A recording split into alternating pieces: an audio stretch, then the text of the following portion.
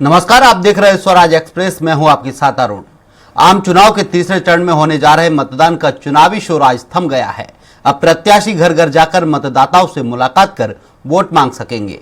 तीसरे चरण के रण में एक और बीजेपी की ओर से पीएम मोदी ने देश भर में जनसभाएं की, तो कांग्रेस की ओर से राहुल और प्रियंका ने मोर्चा संभाला। बीते दो चरणों में देश की अधिकतर सीटों पर कम मतदान ने सभी राजनीतिक दलों में संशय पैदा कर दी है। इसलिए इस चरण में ये कोशिश भी रहेगी कि मतदान प्रतिशत हर हाल में बढ़ाया जाए। बहरहाल आज हम बात करेंगे मध्य प्रदेश और छत्तीसगढ़ की चुनिंदा सीटों की और जानेंगे उनके समीकरण। देखते रहिए खास कार्यक्रम लोकतंत्र का महासमर।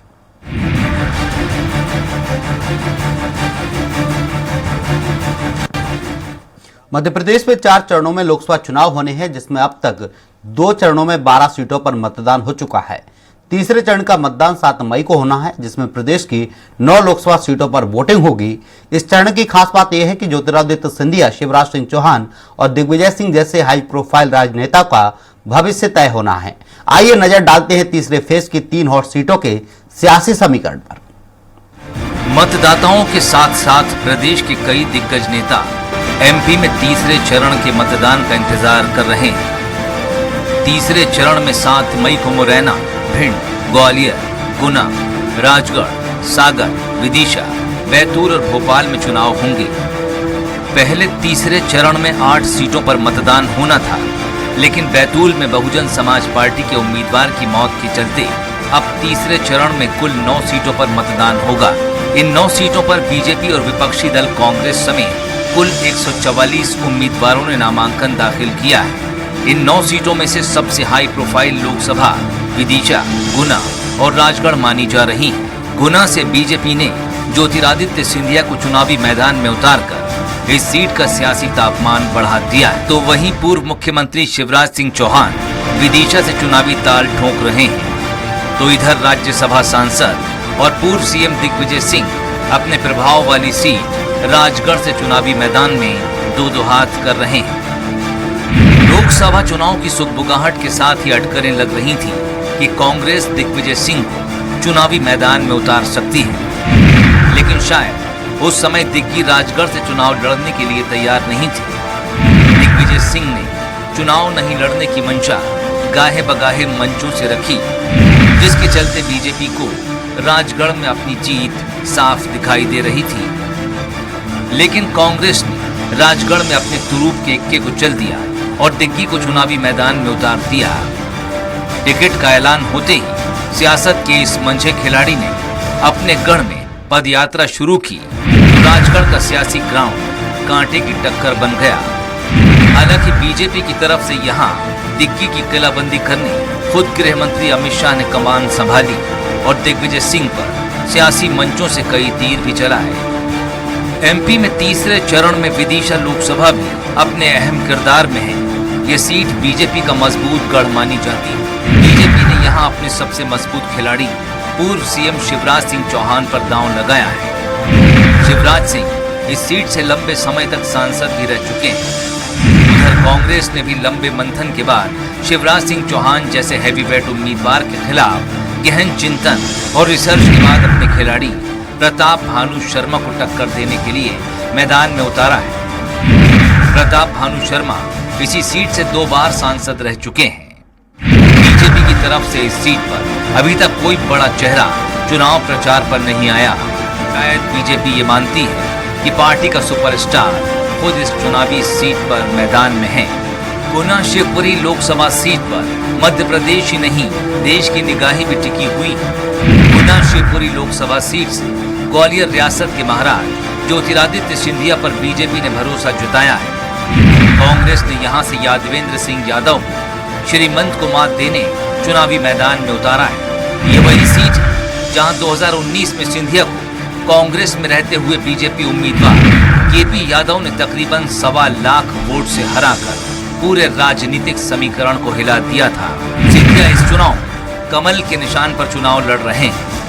एक बड़ी जीत हासिल कर दिल्ली में अपना सियासी कद बढ़ाने के लिए सिंधिया, उनकी पत्नी प्रियदर्शनी राजे और बेटा महा आर्यमन कमान संभाली हुई है। यादवेंद्र सिंह पहले बीजेपी में ही थे, लेकिन 2023 विधानसभा चुनाव के पहले वो कांग्रेस में शामिल हो गए।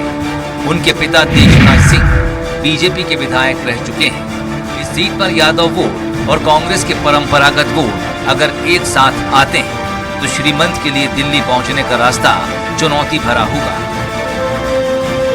निश्चित तौर पे मध्य प्रदेश में पूरा चंबल, ग्वालियर से लेकर और ये जो राजगढ़ है यहाँ तक और तमाम सारे बड़े नेताओं की वो लगी हुई है, उनकी प्रतिष्ठा दांव पे लगी है। लेकिन मैं आपको बता दूं कि इसलिए भी ये रोचक हो गया है कि जो घटनाक्रम हुआ है खजुराहो के बाद इंदौर वाला जो घटनाक्रम हुआ है, इस घटनाक्रम ने और ज़्यादा रोचकता बढ़ा दी इस चुनाव में। अब ये देखना होगा कि इस चुनाव में भारतीय जनता पार्टी ने जो समीक्षाएं की हैं और उन्होंने अपने कार्यकर्ताओं को कहा है कि एक पार्षद को 50 वोट डलवाने होंगे, विधायक को टारगेट दे दिया है, तो अब क्या वोटिंग परसेंट बढ़ेगा या नहीं बढ़ेगा। इधर कांग्रेस और भाजपा दोनों ने ही तीसरे चरण की तैयारी जमीनी स्तर पर और भी तेज कर दी। कांग्रेस और भाजपा दोनों ही दल तीसरे चरण की 9 सीटों पर अपना अपना दावा मजबूत बता रहे हैं। देखिए, कांग्रेस पार्टी तो विधानसभा चुनाव में दावा करती थी मध्य प्रदेश के संदर्भ में कि हम सरकार बना रहे हैं, मंत्रिमंडल, निगम मंडल सब तय हो गया था। उसके पहले 28 सीटों का उपचुनाव था। जब कमलनाथ जी की भ्रष्ट सरकार गई तब भी कहा था कि 28-0 से जीतेंगे, 26 जनवरी को झंडा लगाएंगे कमलनाथ जी। फिर 15 अगस्त की भी बात करी, नतीजा सबके सामने है। तो कांग्रेस पार्टी लोकतंत्र है, उनको पूरी इस बात की अधिकार है कि जब तक 4 जून को परिणाम के माध्यम से वो परास्त और पराजित घोषित हो जाए तब तक बात करते हैं। तो घबरा क्यों रहे हैं? यदि कांग्रेस कहीं नहीं दिख रही है तो फिर क्यों हमारे लोगों की कीमत दे देकर उनको खरीदी कर रहे हैं? क्यों डरा रहे हैं लोगों को? क्यों ईडी इनकम टैक्स के छापे पड़वा रहे हैं? यदि कांग्रेस कहीं भी नहीं है तो कहीं भी नहीं है कह रहे हो, डर भी रहे हैं। परिणाम आ जान दीजिए, उन्हें मालूम पड़ जाएगा कि कांग्रेस कहाँ है, कहाँ थी और कहाँ रहेगी। कितने सीटों का दावा कांग्रेस कर रही है अब इस फेज? मैं दावा नहीं करूंगा, मगर हम बहुत कंफर्टेबल हैं। मैदान में है राजगढ़ से इस फेज में जीत रहे हैं, हम वहाँ भी हम कई सीटें जीत रहे हैं। और यदि चुनाव में धांधलियां नहीं हुई तो हम करीब 15 सीटें जीतेंगे। मध्य प्रदेश को सियासत की नर्सरी भी कहा जाता है और इस नर्सरी में दिग्विजय सिंह, ज्योतिरादित्य सिंधिया, शिवराज सिंह चौहान जैसे होनहार छात्र सियासत को दिए। लेकिन 2024 के लोकसभा चुनाव में ये दिग्गज इस बात को भली भांति जान रहे हैं कि डगर जितनी आसान दिख रही है उतनी आसान है नहीं। देखना होगा सियासत के इन दिग्गजों में मतदाता किस पर भरोसा जताता है। स्वराज एक्सप्रेस के लिए भोपाल से कुमार संदीप की रिपोर्ट।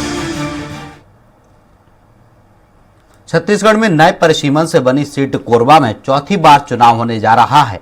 बीते 3 चुनाव में यहां 2 बार कांग्रेस तो 1 बार बीजेपी को जीत मिली है। पिछली बार मोदी लहर के बावजूद कांग्रेस से सीट बचाने में कामयाब रही थी। कांग्रेस ने अपनी मौजूदा सांसद ज्योत्सना महंत पर भरोसा जताया है तो भाजपा ने सरोज पांडे को मैदान में उतारा है। इस सीट से 2 महिलाओं के आमने सामने होने से यहां भी मुकाबला दिलचस्प हो गया है। देखिए रिपोर्ट।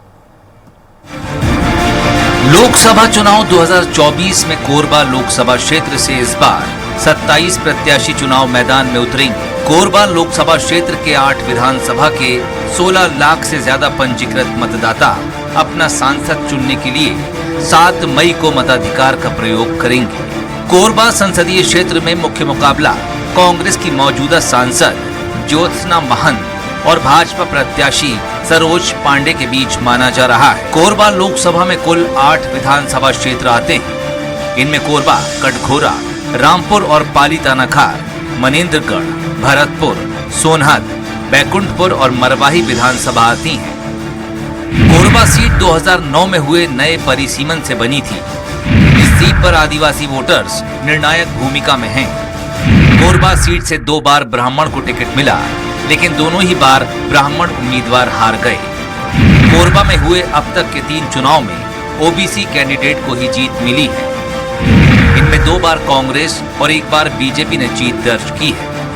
तस्वीर और तकदीर बदलने की बात कहती हुए और SC/ST के आरक्षण की बात देश के प्रधानमंत्री जी जब कोई बात कहते हैं तो उस बात को पत्थर की लकीर माना जाता है।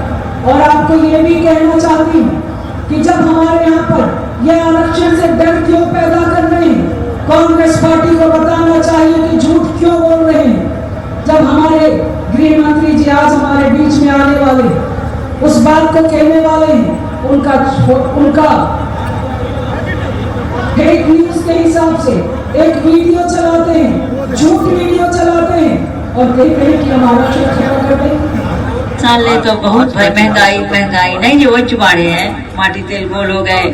अब अभी जब से ये सरकार बने हैं, फूल छाप सरकार नहीं जी, अभी कांग्रेस की सरकार तो नहीं बने, तो वो तुमन के 7 किलो चावल भी काट रही है, नहीं काटे, नए बने हो 5 किलो कर दीस, 2 किलो काट दीस, तो 3 झल्ला अब 35 किलो नहीं मिली, अब 15 किलो मिली है चुनाव बाद। ऐसे ऐसे काम कर रही।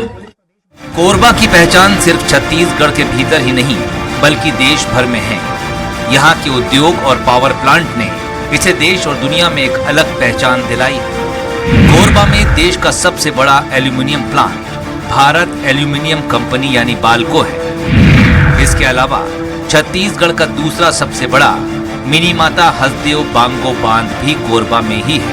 यहाँ एशिया की सबसे बड़ी कोयला खदान SECL पाई जाती है। इसके साथ ही CSEB और NTPC जैसे पावर प्लांट भी कोरिया की खास पहचान है। कोरबा जिले में आने वाला कोयला बेल्ट कोरबा लोकसभा सीट का ही हिस्सा है। कोरबा की पहचान पूरी दुनिया में होने के बावजूद यहाँ विकास एक बड़ा मुद्दा है। कोरबा से MP, UP, ओडिशा के लिए सीधी ट्रेन नहीं है। ये क्षेत्र शिक्षा में भी पिछड़ा है। यहाँ के बच्चों को अच्छी शिक्षा के लिए राजस्थान और विशाखापट्टनम जाना पड़ता है। यहाँ के लोगों का कहना है कि यहाँ पर्यटन का विकास भी होना चाहिए। साथ ही बिजली उत्पादक क्षेत्र होने के बावजूद पावर कट यहाँ एक बड़ा मुद्दा है। कोरबा में सबसे बड़ा मुद्दा तो आवागमन का है। कोरबा में रेल यातायात के नाम से कुछ भी नहीं है, और जो अगर 2-4 ट्रेन चलती है तो आए दिन जो है तो कोयला ढुलाई पड़ी रहती है, जिससे कि कोरबा में सबसे ज्यादा परेशान जो कोरबा के लोगों को हो रहा है वो ट्रेन यात्रा से हो रहा है।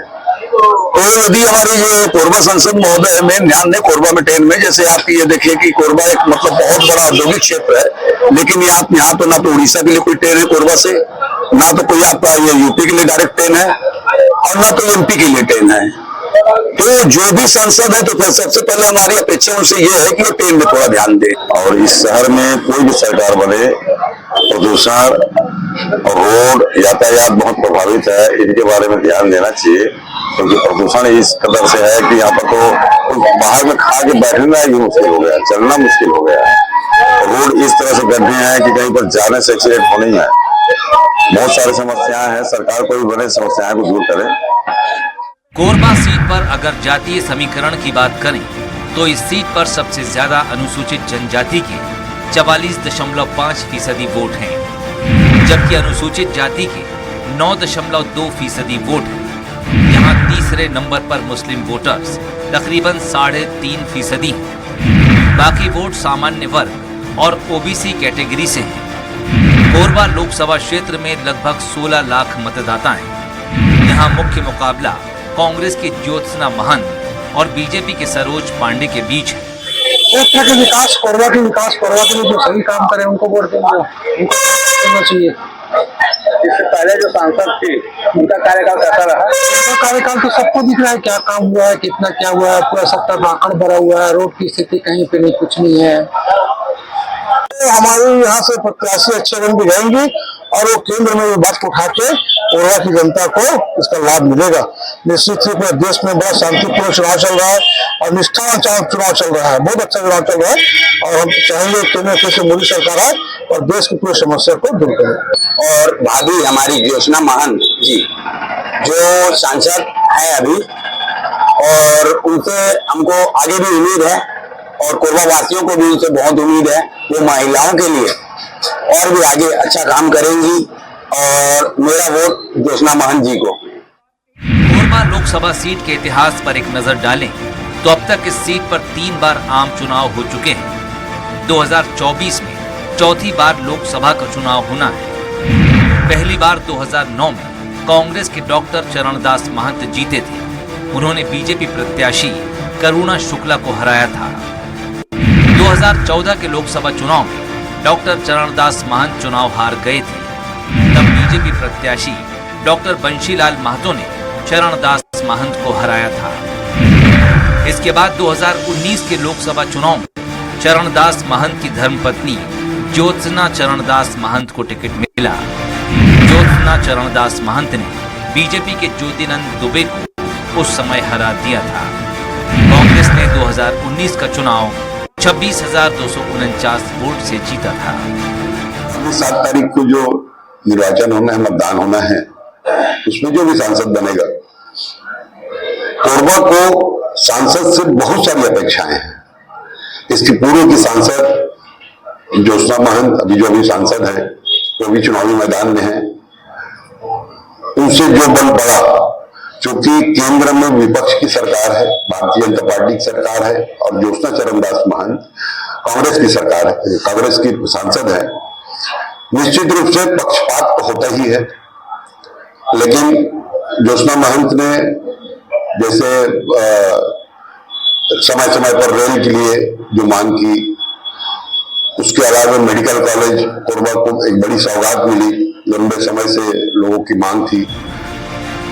बीजेपी ने इस बार देश में 400 पार का नारा दिया है। छत्तीसगढ़ जैसे छोटे राज्यों में बीजेपी ने क्लीन स्वीप का टारगेट भी रखा है। ऐसे में कोरबा में मुकाबला और भी दिलचस्प हो जाता है, जहां बीजेपी को अपने मिशन क्लीन स्वीप की ओर बढ़ना है, जबकि कांग्रेस को अपने कब्जे वाली सीट बचाना है।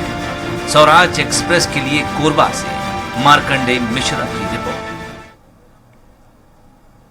लोकतंत्र के महासमारोह में फिलहाल के लिए इतना ही। आप देखते रहिए स्वराज एक्सप्रेस। नमस्कार।